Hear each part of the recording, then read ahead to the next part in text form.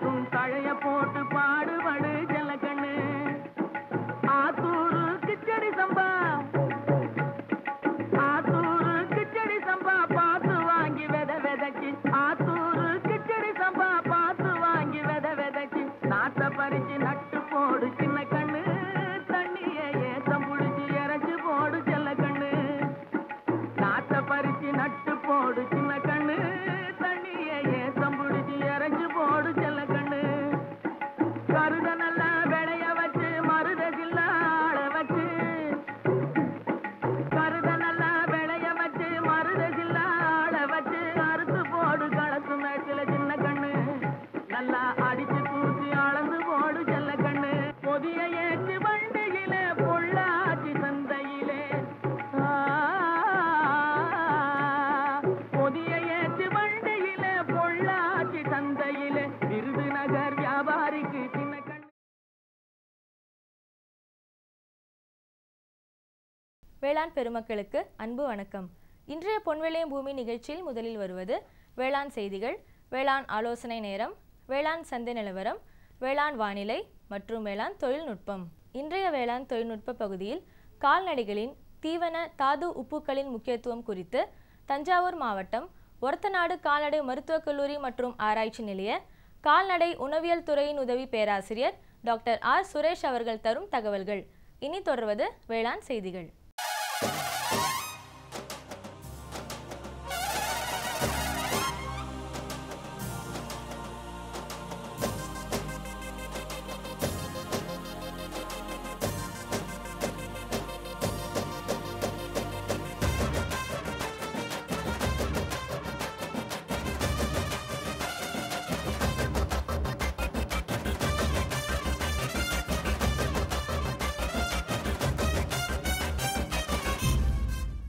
வேளாண்மையாளர்களுக்கு வணக்கம்.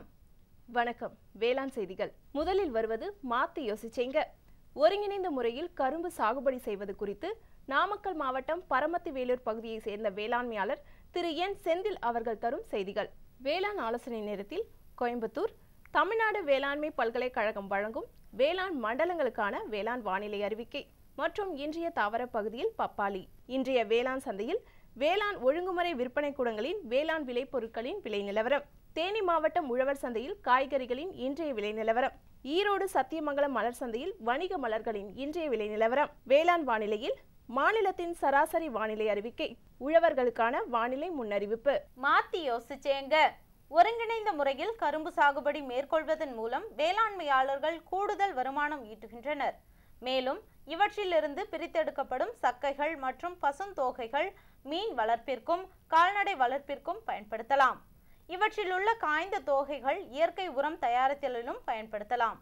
அவ்வகையில் ஒருங்கிணைந்த முறையில் கரும்பு சாகுபடி செய்வது குறித்து நாமக்கல் மாவட்டம் பரமத்தி வேலூர் பகுதியைச் சேர்ந்த வேளாண்மையாளர் திரு என் செந்தில் அவர்கள் கூறும் செய்திகள்.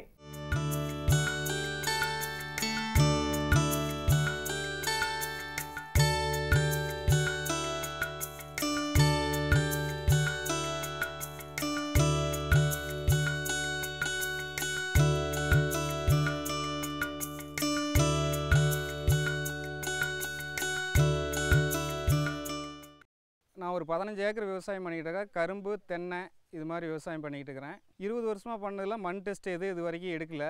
இந்த வருஷம் மண் டெஸ்ட்டு போட்டேன். போட்டதில் மண்ணில் என்னென்ன சத்து பற்றாக்குறை, என்ன அதிகமாக உரம் கொடுக்கறதுனால என்ன கெடுதல் எல்லாமே சொல்லி கொடுத்தாங்க. அவங்க பரிந்துரைக்கப்பட்ட அளவு உரத்தை கொடுத்ததுனால செலவும் மிச்சம், ப்ளஸ்ஸு பயிரும் நல்லா இருக்குது. ஒவ்வொரு நுண்ணோட்டமும் சொல்லி கொடுத்துக்கிறாங்க. அது பயிருக்கு நல்ல ஈல்டை தருது. அடுத்து உர செலவும் ரொம்ப சிக்கனமாக இருக்குது. பழைய மாதிரி உரம் வைக்கும்போது செலவு அதிகமாகுது. உள்ள குறைச்சலான அளவு ஈல்டு கிடைக்கிது. இப்போ அவங்க சொல்கிற மாதிரி செய்யும்போது ஈல்டு நல்லா கிடைக்கி, காடு மண் வளமும் பாதிக்கப்படாமல் இருக்கிற அளவுக்கு சொல்லி கொடுத்துக்கிறாங்க. என்னென்ன எப்படி செய்கிறது, என்னென்ன நுண்ணூட்டம் கொடுக்குறது, எந்தெந்த அளவில் செய்யணும், எந்தெந்த டைமில் செய்யணும் அப்படிங்கிறத தெளிவாக சொல்லி கொடுத்துக்கிறாங்க.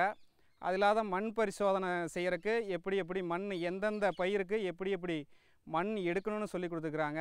கரும்பு பயிர்னால் ஒரு மாதிரியும், தென்னை மரம்னா ஒரு மாதிரியும், வாழைனா இப்படி ஒவ்வொரு பயிருக்கும் வந்து பயிற்சி மூலமாக சொல்லி கொடுத்துக்கிறாங்க. அடுத்து உரக்கலவை நுண்ணோட்டங்கள் எப்படி தயாரிக்கிறது, அசோஸ்பைரிலாம் பாஸ்போபைட்டீரியாவெலாம் எப்படி எப்படி மண்ணுக்கு கொடுக்கறது, எந்த மாதிரி கொடுத்தா நல்ல முறையில் எடுத்துக்கும், இன்னும் செய்யணும். அதெல்லாம் செஞ்சு திருப்தியாக இருக்குது. ஆனால் செஞ்சது திருப்தியாக இருக்குது. இன்னும் வந்து திருப்தி அடைய நான் அவங்க என்னென்ன சொல்லி கொடுக்குறாங்களோ அதை செய்ய நான் தயாராக இருக்கேன். அதாவது வந்துங்க உரம் வந்து பழைய மாதிரி உரம்னு வந்தங்கன்னா அடி உரமாக கொடுக்குறது வந்து நாங்கள் டிஏபியும் சூப்பர் மட்டும்தான் கொடுப்போம். அடி உரங்கிறதுங்க வேறு நுண்ணூட்ட கலவையோ வேறு எதுவுமே செய்ய மாட்டாங்க. அந்த அவங்க சொன்னது வந்துங்க சூப்பரு, யூரியா, பொட்டாஸ் 3 மிக்ஸ் பண்ணிங்க அடி உரமாக கொடுக்க சொல்லியிருக்கிறாங்க. அது வந்து 3 டைம் வந்து பிரித்து கொடுக்க சொல்லியிருக்கிறாங்க. அதாவது பரிந்துரைக்கப்பட்ட அளவுனா எல்லா மண்ணில் வந்து எல்லா வளமும் இருக்குன்னா 326 கிலோ சூப்பரும், 131 கிலோ பொட்டாஸும், யூரியா வந்து 250 கிலோவும் கொடுக்க சொல்லியிருக்கிறாங்க. அது வந்து பரிந்துரைக்கப்பட்ட அளவு. அதாவது மண்ணில் வந்து என்ன பற்றாக்குறை இல்லை இருக்குன்னு பார்த்தோம்னா மீதி பூரா அதுக்கு தகுந்தாப்பில் எழுதி கொடுத்துருக்குறாங்க. ப்ளஸ் வந்து நுண்ணூட்டம் வந்து எப்படி தயாரிக்கிறது, அல்லது நுண்ணூட்ட கலவை தயாரித்தது வந்து எப்படி குப்பையில் மிக்ஸ் பண்ணுறது எல்லாமே சொல்லி கொடுத்துருக்குறாங்க. அந்த அளவுக்கு பண்ணும்போது கரும்பு பயிர் தெளிவாக இருக்குது. நான் அடுத்த பயிருக்கு நான் இது வரைக்கும் செஞ்சு பார்க்கல. இந்த பயிர் வந்து அவங்க சொன்ன அளவுக்கு செய்யும்போது தெளிவாகவும் நல்லாவும் இருக்குது. மேலும் விவரங்கள் அறிய திரு என் செந்தில் அவர்களை 0959221534 என்னும் கைபேசி எண்ணில் தொடர்பு கொள்ளலாம். இனி வருவது வேளாண் ஆலோசனை நேரம்.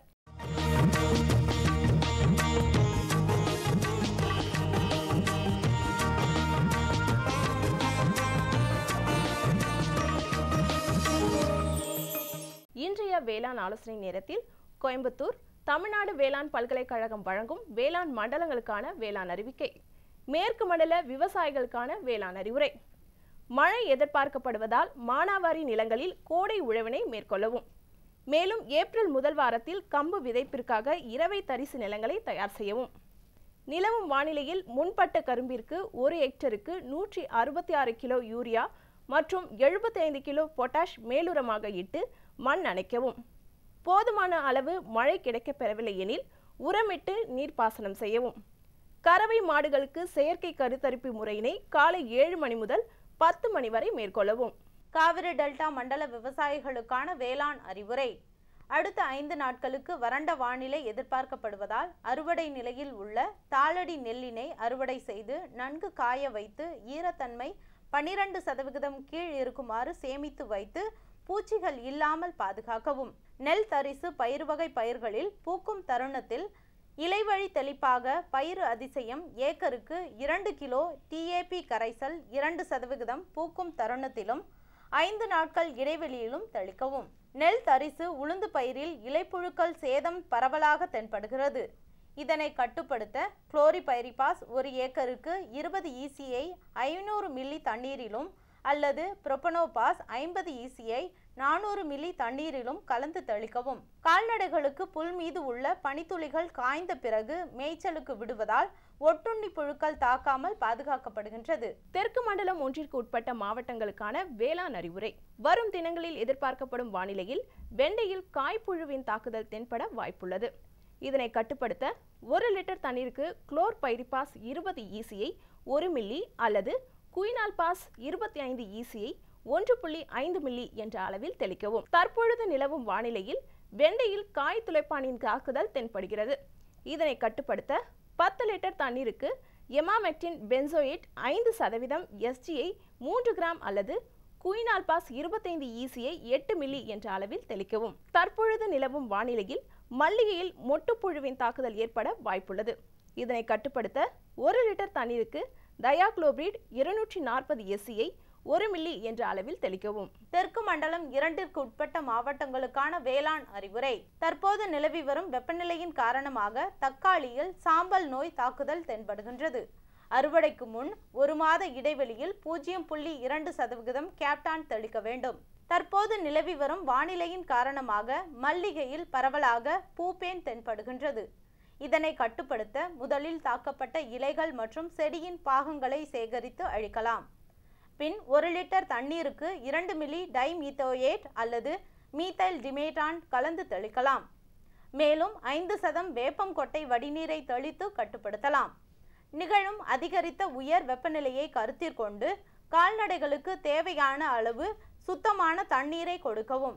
மலைப்பிரதேச மண்டல விவசாயிகளுக்கான வேளாண் அறிவுரை. மண்ணில் ஈரப்பதத்தை பாதுகாக்க மூடாக்கு இடுவீர். சிறிய வகை நிழல் வலை கூடாரங்கள் அமைத்து அசோலாவை வளர்ப்பதன் மூலம் வறட்சியான கோடை காலங்களில் கால்நடைகளுக்கு தேவையான தீவனத்தை தொடர்ந்து பெற முடியும். கோடையில் பசுமை குடில்களில் அதிகரிக்கும் வெப்பம் பூச்சிகளின் தாக்குதலை அதிகப்படுத்துகிறது. இதனை கட்டுப்படுத்த பசுமை குடில்களில் சல்லடை வழியிட்ட சாளரங்களை திறந்து வைக்கலாம். அதிக கோடை வெப்பம் காரணமாக வெள்ளை பூண்டு பயிரில் சாறு உறிஞ்சும் பூச்சி தாக்குதல் அதிகம் தென்படுகிறது. இதனை கட்டுப்படுத்த மீத்தேல் டெமாட்டின் 25 EC மருந்தை 1 லிட்டர் தண்ணீருக்கு 1 மில்லி என்ற அளவில் தெளிக்கவும்.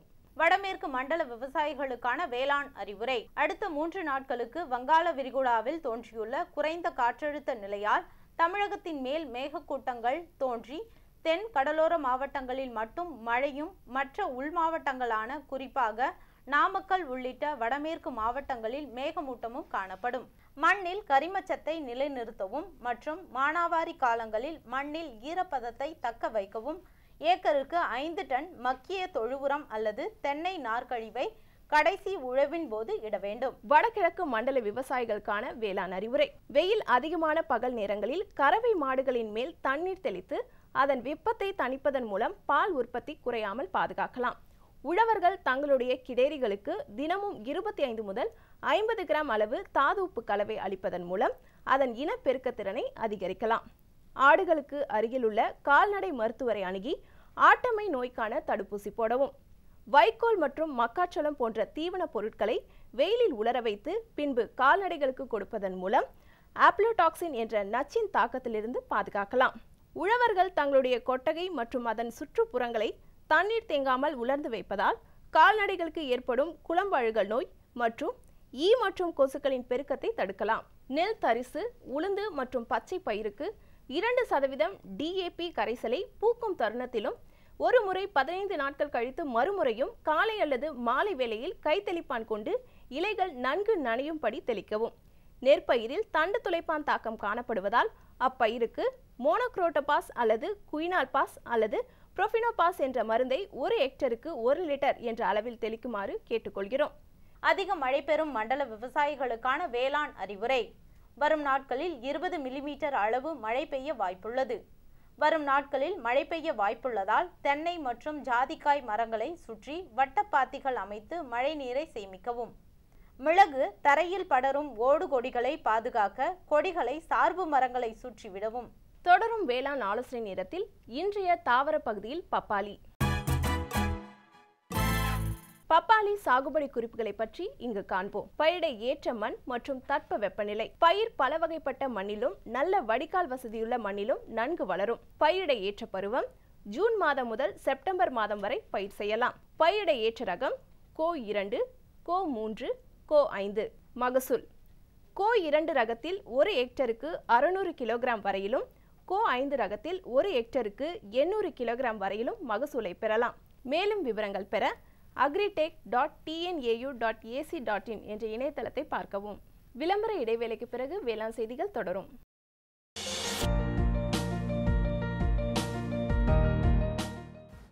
வேம்பு கலந்த யூரியா. சிறந்த உற்பத்திக்காக வேம்பு கலந்த யூரியா நம் நாட்டிலேயே 70 லட்சம் டன்னாக அதிகரிக்க 6 ஆலைகள் சீரமைக்கப்படுகின்றன. FCIL-இன் கோரக்பூர், சித்ரி, தல்ச்சர் மற்றும் ராமகுண்டம் ஆலைகள், HFCL-இன் பரௌனி மற்றும் BVFCL-இன் நாமருல் போர்ட் ஆகியன. பழம் நழுவி பாலில் விழுந்தது போல இப்பொழுது நம் நாட்டிலேயே வேம்பு கலந்த யூரியா உற்பத்தி செய்யப்படும். இதனால் விவசாயிகளுக்கு நன்மையே விளையும். 10% வரை தானிய உற்பத்தி அதிகரிக்கும். மண்ணில் 10 to 15% நைட்ரஜன் திறன் அதிகரிக்கும். சிறந்த உற்பத்திக்கு வேம்பு கலந்த யூரியா.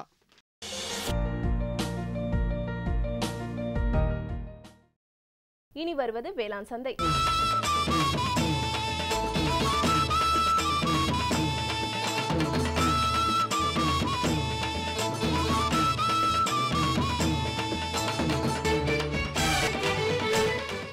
வேளாண் சந்தையில் தமிழ்நாடு ஒழுங்குமுறை விற்பனை கூடங்களில் வேளாண் விளைபொருட்களின் இன்றைய விலை நிலவரம். கம்பு உயர்தரம் கோவில்பட்டியில் குறைந்தபட்சமாக 1600 ரூபாய்க்கும் அதிகபட்சமாக 1680 ரூபாய்க்கும், சோளம் இதர ரகம் தேனியில் 1780 ரூபாய் முதல் 1860 ரூபாய்க்கும், வேலூரில் 1625 ரூபாய் முதல் 3502 ரூபாய்க்கும், நெல் பிபிடி திண்டுக்கல்லில் 1500 ரூபாய் முதல் 2100 ரூபாய்க்கும், பட்டுக்கோட்டையில் 1900 ரூபாய் முதல் 2000 ரூபாய்க்கும், நெல் சூப்பர் பொன்னி செய்யாறுவில் 1204 ரூபாய் முதல் 1712 ரூபாய்க்கும், ராஜபாளையத்தில் 2000 ரூபாய் முதல் 2500 ரூபாய்க்கும், நெல் ஐஆர் 50 அவலூர்பேட்டையில் 1519 ரூபாய் முதல் 1855 ரூபாய்க்கும், நெல் இதர ரகம் காவேரிப்பாக்கத்தில் 1467 ரூபாய் முதல் 1533 ரூபாய்க்கும், தேனியில் 1530 ரூபாய் முதல் 1600 ரூபாய்க்கும், கேழ்வரகு சிவப்பு செஞ்சியில் குறைந்தபட்சம் மற்றும் அதிகபட்சமாக 3364 ரூபாய்க்கும், குறிஞ்சிப்பாடியில் குறைந்தபட்சம் மற்றும் அதிகபட்சமாக 3069 ரூபாய்க்கும், வாழைப்பூவன் சின்னமனூரில் குறைந்தபட்சமாக 1000 ரூபாய்க்கும் அதிகபட்சமாக 1200 ரூபாய்க்கும், தேங்காய் நடுத்தரம் மேலூரில் குறைந்தபட்சமாக 1700 ரூபாய்க்கும் அதிகபட்சமாக 1900 ரூபாய்க்கும், நத்தத்தில் குறைந்தபட்சமாக 700 ரூபாய்க்கும் அதிகபட்சமாக 800 ரூபாய்க்கும், காய்ந்த மிளகாய் சிவப்பு சாத்தூரில் குறைந்தபட்சமாக 9950 ரூபாய்க்கும் அதிகபட்சமாக 10250 ரூபாய்க்கும், விருதுநகரில் குறைந்தபட்சமாக 10,000 ரூபாய்க்கும் அதிகபட்சமாக 10,250 ரூபாய்க்கும் விற்கப்பட்டது. தேனி மாவட்டம் உழவர் சந்தையில் காய்கறிகளின் இன்றைய விலை நிலவரம். கத்திரிக்காய் 1 கிலோ 35 ரூபாய்க்கும், வெண்டைக்காய் 1 கிலோ 40 ரூபாய்க்கும், அவரைக்காய் 1 கிலோ 60 ரூபாய்க்கும், சொரைக்காய் 1 கிலோ 12 ரூபாய்க்கும், பாகற்காய் 1 கிலோ 35 ரூபாய்க்கும், பீர்க்கங்காய் 1 கிலோ 35 ரூபாய்க்கும், மாங்காய் 1 கிலோ 33 ரூபாய்க்கும், முருங்கைக்காய் 1 கிலோ 17 ரூபாய்க்கும், சின்ன வெங்காயம் 1 கிலோ 50 ரூபாய்க்கும், பெரிய வெங்காயம் 1 கிலோ 20 ரூபாய்க்கும், பச்சை மிளகாய் 1 கிலோ 30 ரூபாய்க்கும், தக்காளி 1 கிலோ 22 ரூபாய்க்கும், இஞ்சி 1 கிலோ 35 ரூபாய்க்கும், பரங்கிக்காய் 1 கிலோ 22 ரூபாய்க்கும், பூசணிக்காய் 1 கிலோ 24 ரூபாய்க்கும், வாழைக்காய் 1 கிலோ 20 ரூபாய்க்கும், தேங்காய் 1 கிலோ 28 ரூபாய்க்கும், முள்ளங்கி 1 கிலோ 18 ரூபாய்க்கும், கருணைக்கிழங்கு 1 கிலோ 32 ரூபாய்க்கும், சேனைக்கிழங்கு 1 கிலோ 35 ரூபாய்க்கும், சர்க்கரை வள்ளிக்கிழங்கு 1 கிலோ 40 ரூபாய்க்கும், உருளைக்கிழங்கு 1 கிலோ 18 ரூபாய்க்கும், பீன்ஸ் 1 கிலோ 70 ரூபாய்க்கும், கேரட் 1 கிலோ 22 ரூபாய்க்கும், பீட்ரூட் 1 கிலோ 24 ரூபாய்க்கும், முட்டைக்கோஸ் 1 கிலோ 14 ரூபாய்க்கும், கீரைகள் 1 கிலோ 20 ரூபாய்க்கும், கருவேப்பிலை 1 கிலோ 45 ரூபாய்க்கும், கொத்தமல்லி 1 கிலோ 15 ரூபாய்க்கும், புதினா 1 கிலோ 22 ரூபாய்க்கும் விற்பனை செய்யப்பட்டது. ஈரோடு மாவட்டம் சத்தியமங்கலம் மலர் சந்தையில் வணிக மலர்களின் இன்றைய விலை நிலவரம். கத்தரி ரோஸ் 20 பூக்கள் கொண்ட ஒரு பாக்கெட்டின் விலை 30 ரூபாய்க்கும், மல்லிகை 1 கிலோ 250 ரூபாய்க்கும், முல்லை 1 கிலோ 400 ரூபாய்க்கும், கனகாம்பரம் 1 கிலோ 200 ரூபாய்க்கும், செண்டுமல்லி 1 கிலோ 30 ரூபாய்க்கும், பட்டன் ரோஸ் 1 கிலோ 160 ரூபாய்க்கும், துளசி 1 கிலோ 100 ரூபாய்க்கும், அரளி 1 கிலோ 70 ரூபாய்க்கும், சாமந்தி 1 கிலோ 140 ரூபாய்க்கும், காக்கடா 1 கிலோ 250 ரூபாய்க்கும், கோழிக்கொண்டை 1 கிலோ 100 ரூபாய்க்கும் விற்கப்பட்டது. இனி வருவது வேளாண் வானிலை. இன்றைய வேளாண் வானிலையில் மாநிலத்தில் சராசரி வானிலை அறிவிப்பு. காற்றின் வெப்பநிலை அதிகபட்சமாக 32.9 டிகிரி செல்சியஸ் ஆகும், குறைந்தபட்சமாக 23.5 டிகிரி செல்சியஸ் ஆகும். காற்றின் ஒப்பு ஈரப்பதம் 56.2% காற்றின் வேகம் மணிக்கு 4.3 கிலோமீட்டராகவும், மண்ணின் ஈரப்பதம் 15 சென்டிமீட்டர் ஆழத்தில் 20.9%, மண்ணின் வெப்பநிலை 15 சென்டிமீட்டர் ஆழத்தில் 28.3 டிகிரி செல்சியஸ் ஆகும். மழை அளவு 1.6 மில்லிமீட்டர் ஆகும். சூரிய கதிர்வீச்சு 363.4 கலோரி பெர் சென்டிமீட்டர் ஸ்கொயர் ஆகவும், வளிமண்டல அழுத்தம் 957 ஹெக்டா பாஸ்கல் அளவாகவும், இலையின் ஈரப்பதம் மணிக்கு 5.5 ஆகவும் இருந்தது. வானிலை முன்னறிவிப்பு. உழவர்களுக்கான வானிலை முன்னறிவிப்பு. தென் தமிழகத்தில் மழையோ அல்லது இடியுடன் கூடிய மழையோ பெய்யக்கூடும். வட தமிழகம் மற்றும் புதுச்சேரியில் கடலோர பகுதிகளில் வறண்ட வானிலையே நிலவக்கூடும். இத்துடன் வேளாண் செய்திகள் நிறைவடைந்தது. வணக்கம். வணக்கம். சரிங்க சரிங்க. இவ்ளோ நேரம் சிரிச்சு சிரிச்சு யார்கிட்ட பேசிட்டு இருந்தீங்க? விவசாயிகள் கால் சென்டர் நிபுணர்கிட்ட பயிர்கள் பத்தின யோசனை கேட்டுட்டு இருந்தேன். காலையில சரி, மதியானம் கூடவா? விவசாயிகள் கால் சென்டர் காலையில 6 மணில இருந்து ராத்திரி 10 மணி வரை திறந்திருக்கும். ஞாயிற்றுக்கிழமை கூடவா? ஆமா, வருஷத்துல 365 நாளும் திறந்திருக்கும். விவசாயம் சம்பந்தப்பட்ட பிரச்சனைகளுக்கு தங்கள் மொழியில் உடனே தீர்வு பெற இந்தியாவில் எங்கிருந்தும் எந்த போன் மூலமும் தேசிய ஹெல்ப்லைன் நம்பர் 1800 தொடர்பு கொள்ளவும்.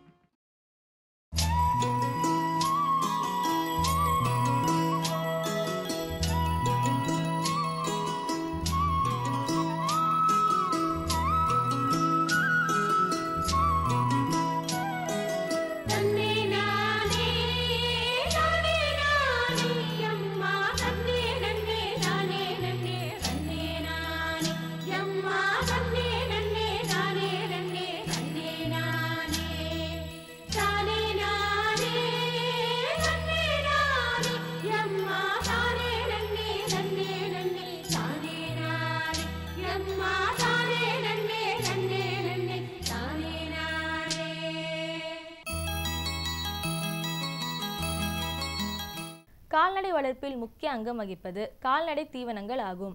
மேலும் கால்நடை தீவனங்களில் உள்ள தாது உப்புக்கள் மற்றும் ஊட்டச்சத்துக்களின் அளவை பொறுத்தே கால்நடைகளின் வளர்ச்சி விகிதம் அதிகரிக்கும். அந்த வகையில் தஞ்சாவூர் மாவட்டம் ஒரத்தநாடு கால்நடை மருத்துவக் கல்லூரி மற்றும் ஆராய்ச்சி நிலையத்தில் பணிபுரியும் கால்நடை உணவியல் துறையின் உதவி பேராசிரியர் டாக்டர் சுரேஷ் அவர்கள் கால்நடைகளின் தீவன தாது உப்புக்களின் முக்கியத்துவம் குறித்து தரும் செய்திகள்.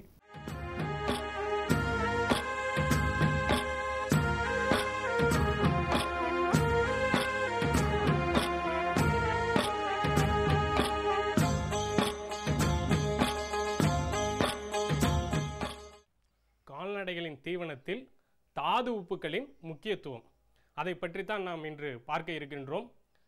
தாது உப்பு என்பது ஒரு ஊட்டச்சத்தாகும். ஊட்டச்சத்துக்களை 6 வகைகளாக அறிவியல் அறிஞர்கள் பிரித்துள்ளனர். நீர், மாவுச்சத்து, புரதச்சத்து, கொழுப்புச்சத்து, உயிர்ச்சத்து மற்றும் தாது உப்புச்சத்து. இந்த 6 சத்துக்கள் மிக முக்கியமான ஊட்டச்சத்துக்கள் ஆகும். இந்த 6 ஊட்டச்சத்துக்களிலும் தாது உப்புச்சத்து உடலிற்கு மிக மிக முக்கியமானது. இந்த தாது உப்பானது உடலில் 2.5% உள்ளது.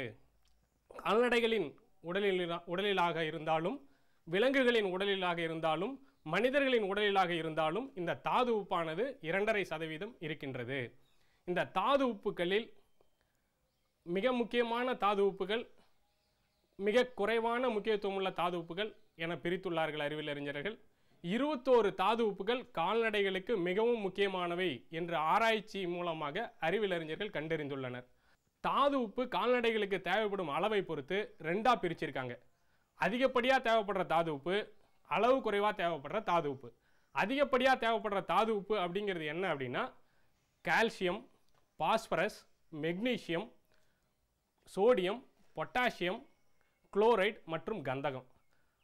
அளவு குறைவாக தேவைப்படக்கூடிய தாது உப்புகள் என்னென்ன அப்படின்னு பார்த்தோம் அப்படின்னா மீதி இருக்கக்கூடிய இரும்பு, அயோடின், செலீனியம், துத்தநாகம் மற்றும் மாலிப்டினம் இது போன்ற தாது உப்புக்கள் அளவு குறைவான அளவில் தேவைப்படும்.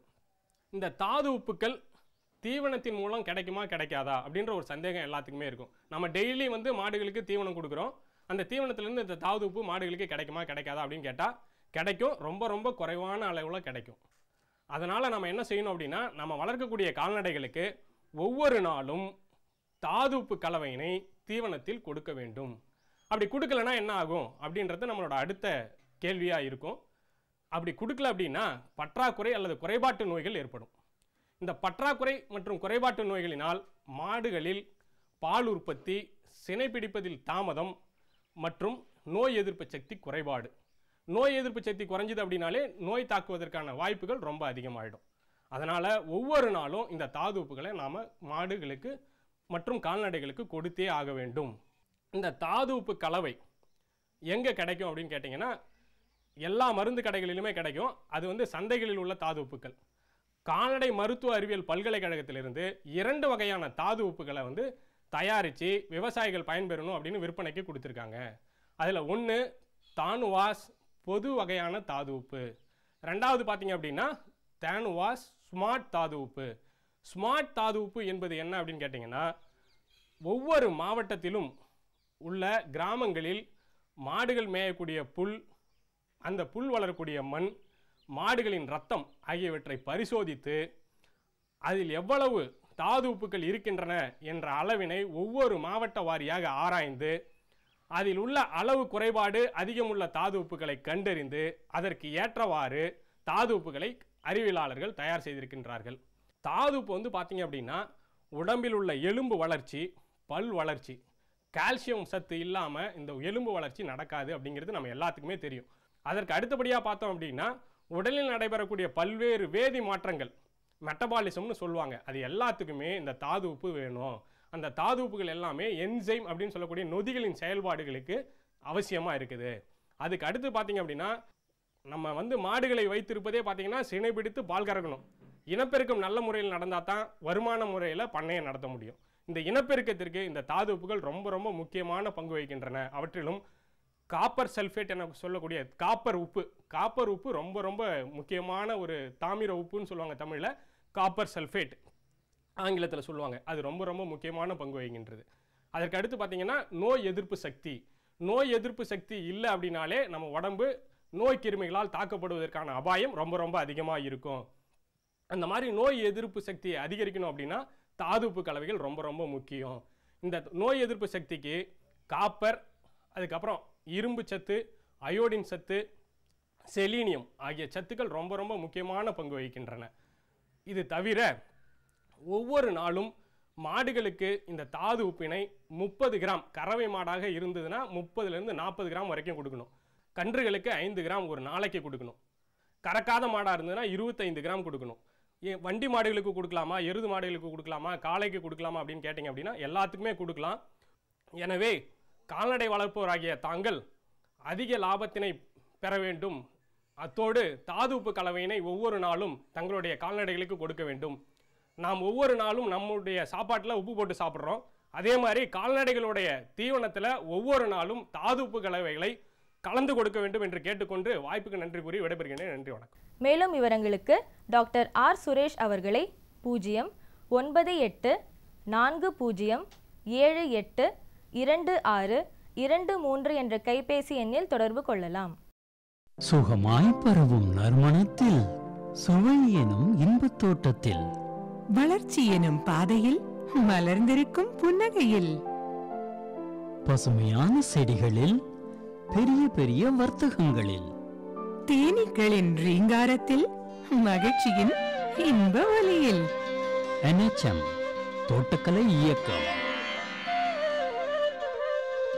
எங்கள் விருப்பம் உங்களது புன்னகை. 17/3/2017 வெள்ளிக்கிழமை அன்று பொன்விளையும் பூமி நிகழ்ச்சியில் மாத்தி யோசிச்சேங்க பகுதியில் சொட்டு நீர் பாசனத்தில் கருவேப்பிலை சாகுபடி செய்து பயனடைந்த நாமக்கல் மாவட்டம் கொளத்துப்பாளையம் பகுதியை சேர்ந்த வேளாண்மையாளர் எஸ். விஜயலட்சுமி அவர்கள் தரும் செய்திகள். வேளாண் ஆலோசனை நேரத்தில் கிராமப்புறங்களில் நடமாடும் கால்நடை ஊர்திகளின் பணிகள் குறித்து மதுரை மாவட்டம் கால்நடை பல்கலைக்கழக பயிற்சி மற்றும் ஆய்வுக்கூட கால்நடை மருத்துவர் டாக்டர் கே. ஜீவரத்தினம் அவர்கள் தரும் தகவல்கள். வேளாண் தொழில்நுட்ப பகுதியில் ஒருங்கிணைந்த மீன் வளர்ப்பு மற்றும் மாடித்தோட்டம் அமைத்து குறித்து தஞ்சாவூர் மாவட்டம் ரமணி நகர் பகுதியை சேர்ந்த திரு பிச்சை மணிவண்ணன் அவர்கள் தரும் தகவல்கள் ஆகியன இடம்பெறும். மீண்டும் நாளைய பொன்விளையும் பூமி நிகழ்ச்சியில் சந்திப்போம். நன்றி, வணக்கம்.